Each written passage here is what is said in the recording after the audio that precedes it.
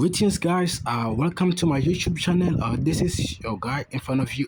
So not in front of you, but in front of the mic. It's Clinton. So basically, I'll be walking you through mathematical literacy, paper one, which is for grade 11. So basically, we have what you call topics, and we also have the weighting of topics. So basically, we're going to focus on the topics that will appear on paper one and also the weighting of the topic. So the weighting is the percentage that the topic will majorly occur in the paper or will cover the paper. So basically, the first we have our finance. So our weighting for finance is going to be 60%. So we all know that finance includes budget, of course. So you might find that you might given scenarios such as amount, I can say pictures, or scenarios such as budgeted expenses and budgeted income. I know we all relate to that one. So we have different kinds of expenses, three kinds of expenses. Yeah. So we have what you call variable expenses. So variable expenses, the expenses that change every year.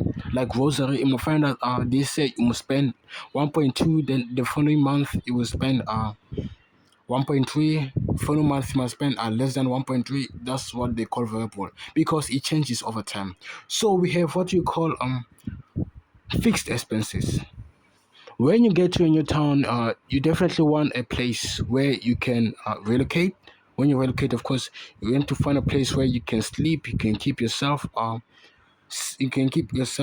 busy. I can say stuff. So we're going to pay rent. Of course, you know that rent is rare for rent to increase. So it's most unlikely for rent to increase. The only time rent will increase is when there's inflation, if I'm not mistaken. So you might find that rent increase, the rent can be increased maybe 2 years from now or maybe 3 years from now. That's what they call fixed. It's under fixed because it doesn't change over time. It takes a long time for it to change. We also have what you call occasional expenses. So occasional expenses, they're expenses that cost they can cost one time, two times in a year. Like for example, we have what you call car repayment. You might find that the wheel of your car is flat, so you go and change that.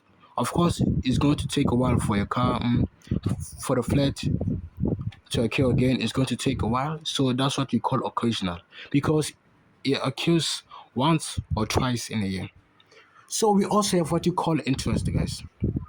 Interest. So basically, on interest, we have what you call compound interest, and we also have what you call simple interest. So basically, most of the times they might give you an amount. They say that in calculate interest, the interest will be at 5.9% yearly. They say calculate the expense for 3 years. You know what you do, right? You take the amount, you also times by the percentage. You know how they calculate the percentage. Some use the decimal, some use the fractions, but we'll cover that as we go on. So we have what you call loans, understanding payment, and that also goes part of interest. Inflation is also goes types of interest, and we have what you call taxes. We all know taxes is always at 15%. Tax doesn't change. It's always 15%. You might be asked to calculate text of these items. Sometimes you might be provided with the invoice slips, whatever you guys call it, and they say you must calculate the text of the, what you call. So number two, we have what you call data handling. So data handling is all about interpreting data and analyzing data. So it's very important for you to know the difference between the mean, median, mode, and range. You must know the difference between those two words in order for you so you can able to interpret your data. Sometimes they might give you sometimes you might find that the median we have two medians in our data. We all know we take those two medians, then we divide them by two. That's going to give us our median. We also have presenting data, bar graphs, pie charts, and line graphs. You might be provided with graphs, or sometimes they might give you an answer sheet that contains a graph. They might ask you to complete that graphs, but it's most unlikely. Sometimes they'll give you graphs, but it depends. Sometimes they give you the answer sheet for you to fill it in. We have what you call probability, guys. Probability is always at 5%. That's the weighting of the paper. Of the topic, of course. It's always at 5%. It's very rare to see possibility be 10% or upwards. It's always at 5%. We all know when it comes to probability, we're dealing with the accuracy and also the likelihood and uncertainty. So let me give you an example. They say we have 5 green apples. We also have 5 red apples. They say calculate the possibility of finding 5 red apples. Of course, you will add them all together. We start by adding all together. 5 plus 5 give us 10. So we started counting how many, the count of apples that we have. We have 5 apples that I've mentioned, right? So you got to take that 5 red apples, divide by 10. That's your probability. So now I'll be showing the structure on how questions are being assessed. Yeah, here's the format. So basically, as you spoke about the weighting, finance is 60%, data entry is 35, probability is 5%.